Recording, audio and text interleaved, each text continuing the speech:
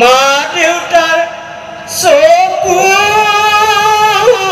বলি লোকে লোৱা যায় গাইছো প্ৰসংগটো আহিছে এই কাৰণে আমি যেন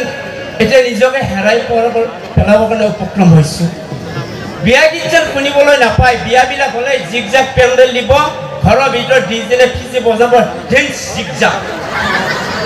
টেৰিটৰি ডেন্স বিকৃত ডেন্স কিয় আইসকলে নাগায় বিয়া গীত গাবচোন আমাৰ অসমীয়া সংস্কৃতি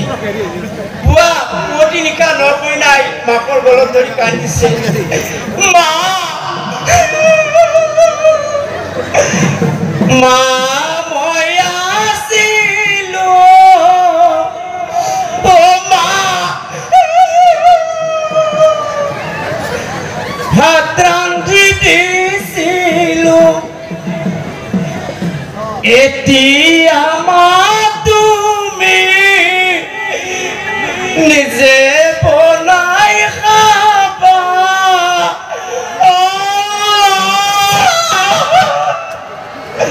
মোলৈ মনত কৰি কান্দি নাথাকিবা কি ধুনীয়া কণ্ঠ আমাৰ আয়তীসকলৰ কণ্ঠত আছে মাতো প্ৰাণ ঢালি গালে হ'ল এই সুযোগতে সময় বহু কম বাহিৰৰ শিল্পী আহিছে আমি অনুষ্ঠান উপভোগ কৰিব লাগে আপোনালোকক জাষ্ট মই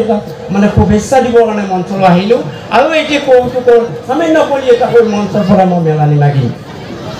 গায়ক উঠিছে মঞ্চত গান আৰম্ভ কৰিছে গান ভাল পোৱা নাই ৰাইজ উঠি গুচি গৈছে একজন বুঢ়ীয়ে কান্দি আছে